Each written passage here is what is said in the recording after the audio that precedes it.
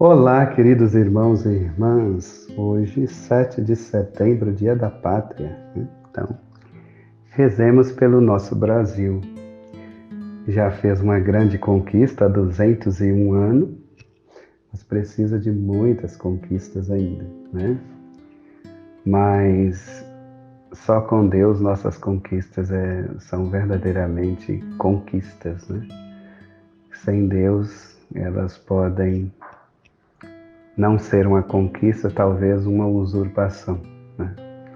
Mas busquemos a Deus para que nas conquistas da nossa vida, e o Evangelho de hoje é um exemplo que nós não devemos desanimar diante das adversidades, né? Ainda que nossas forças e os nossos conhecimentos falhem, a graça de Deus age em nossa vida.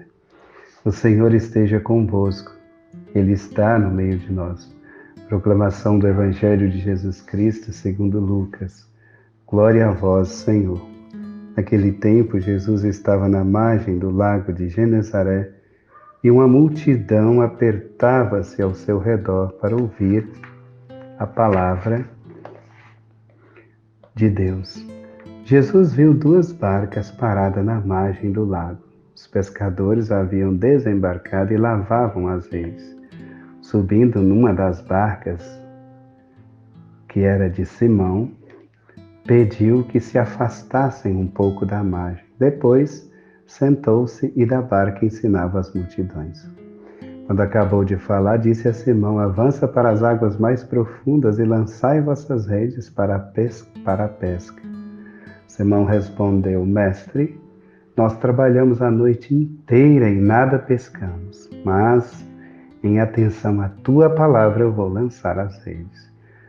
Assim fizeram e apanharam tamanha quantidade de peixes, que as redes se rompiam. Então fizeram sinal aos companheiros da outra barca para que viessem ajudá-los. Eles vieram e encheram as duas barcas a ponto de quase afundarem. Ao ver aquilo, Simão Pedro atirou-se aos pés de Jesus, dizendo: Senhor, afasta-te de mim, porque sou um pecador. É que o espanto se apoderara de Simão e de todos os seus companheiros por causa da pesca que acabavam de fazer. Tiago e João, filhos de Zebedeu, que eram sócios de Simão, também ficaram espantados. Jesus, porém, disse a Simão: não tenhais medo, de hoje em diante tu serás pescador de homens. Então levaram as barcas para a margem, deixaram tudo e seguiram a Jesus. Palavra da salvação. Glória a vós, Senhor. Muito bem, Lucas hoje realça o modo como a multidão escutava a palavra de Deus, né? Se comprimiam, tinha um desejo muito grande, tinha fome da palavra de Deus. Aquela fome que o profeta Amós já havia dito, né? Então, e outro pormenor aqui muito interessante, né? Ao mesmo tempo, é Jesus como palavra de revelação e a pregação apostólica, né? Jesus é essa palavra que revela, né? E também a eficácia aqui da pregação a pregação apostólica. Também esse pormenor nos leva a considerar a narração, né, do Evangelho como intimamente ligada à vida da igreja primitiva, né? A vida da comunidade cristã. É que essa passagem da evangelização à catequese deve ser normal. Primeiro o anúncio, a pregação e depois a catequese. Interessante que o milagre acontece depois que a gente escuta a palavra de Deus. Primeiro é preciso escutar para que essa palavra encontre de fato acolhida em nossa vida e que ela possa agir em nós, né? Aqui está um fato interessante, né? Às vezes a gente demora um pouco na homilia exatamente para isso. É preciso escutar a palavra de Deus, é preciso entender a palavra de Deus. Porque tem gente que só quer ir na igreja, sentar, receber o sacramento e voltar para casa. Mas o sacramento sem a catequese, ele fica comprometido na nossa vida. A gente não tem clareza, a gente não tem conhecimento. E aí a gente recebe só por receber, só por tradição, mas um sacramento precisa ter disposição interior para recebê-lo.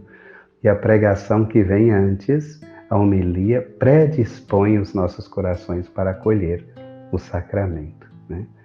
A gente vê aqui a confiança de Pedro, né? Parece até uma violência a profissão de Pedro, que desde criança é um pescador, né? Entende todas as artes da pesca. E Jesus não é tão entendedor da pesca, humanamente falando, né? Que ele era um carpinteiro. Mas olha que confissão de fé bonita de Pedro. Nós pescamos a noite inteira e nada pegamos, mas em atenção à tua palavra, eu vou lançar as redes, né? Aqui Lucas também sublinha a autoridade da palavra de Jesus, né? Sabemos que toda palavra que sai da boca de Jesus para os apóstolos ou para a multidão estava carregada de especial autoridade, né? Lucas 4,36, eles chegam a dizer: que palavra é esta, né? Ordena com autoridade, poder, e os espíritos malignos saem. A palavra de Deus tem poder, nós precisamos nos convencer disso.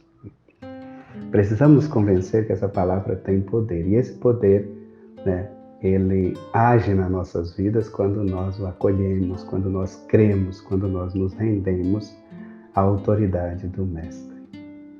Que Deus abençoe vocês, cada um de vocês, e que essa confiança na palavra de Deus permaneça e cresça cada vez mais em vossas vidas. Deus vos abençoe.